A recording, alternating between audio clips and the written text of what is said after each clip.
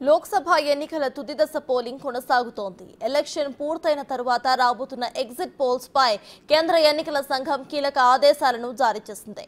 ఈ రోజు నిర్ణీత సమయం కంటే ముందు ఫలితాలను ఇవ్వకూడదని ఈసీ ఆదేశాలు జారీ చేసింది. సాయంత్రం 6:30 గంటల తరువాతే ఎగ్జిట్ పోల్స్ విడుదల చేయాలని తెలిపింది. ప్రజా ప్రాతినిధ్య చట్టం సెక్షన్ ప్రకారం నిబంధనలు పాటించాలని పేర్కొంది.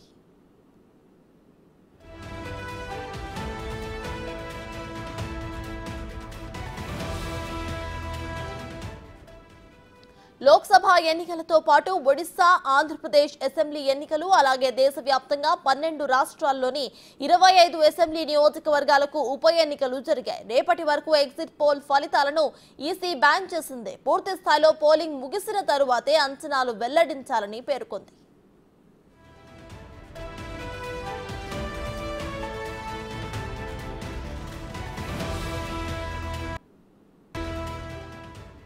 ఈ నేపథ్యంలో కాంగ్రెస్ కీలక నిర్ణయం తీసుకుంది. ఎగ్జిట్ పోల్స్ పై వివిధ టీవీ ఛానల్స్ పెట్టిన చర్చా కార్యక్రమాల్లో పాల్గొనకూడదని నిర్ణయించింది. ఈ మేరకు కాంగ్రెస్ పార్టీ అధికార ప్రతినిధి, మీడియా వ్యవహారాల చైర్పర్సన్ పవన్ ఖేర్ ఎక్స్ లో పోస్ట్ చేశారు.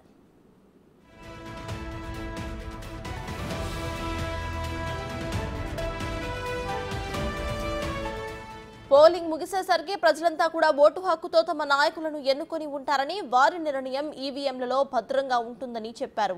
ఎన్ని చర్చలు పెట్టినా కూడా ఆ నిర్ణయాన్ని ఎవరూ కూడా మార్చలేరని తెలిపారు. జూన్ 4న విడుదలయ్యే ఫలితాల్లో విజయం ఎవరిదో తేలబోతుందని అన్నారు. జూన్ 4 తర్వాత జరిగే చర్చల్లో కాంగ్రెస్ పాల్గొంటుందని ఆయన పేర్కొన్నారు.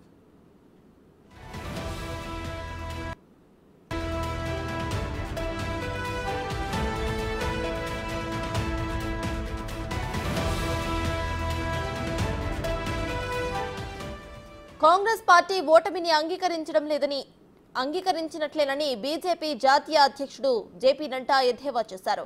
ఈ నేపథ్యంలో శనివారం జరగబోతున్న చివరి దశ పోలింగ్ లో తమ ఓటును వృధా చేసుకోవద్దని ఎక్స్ వేదికగా ఓటర్స్ ను కోరారు. తనకు అనుకూలమైన ఫలితాలు రానప్పుడు కాంగ్రెస్ ముందుగానే వైదొలగటం సాధారణమేనని అన్నారు. ఎన్నికల్లో గెలిచినప్పుడు ఈవీఎంలపై, ఎన్నికల ప్రక్రియపై హస్తం పార్టీ ఎలాంటి ఫిర్యాదులు చేయదని, ఓడిపోయినప్పుడు మాత్రం ఆరోపణలు చేస్తుందని విమర్శించారు జేపీ నడ్డా.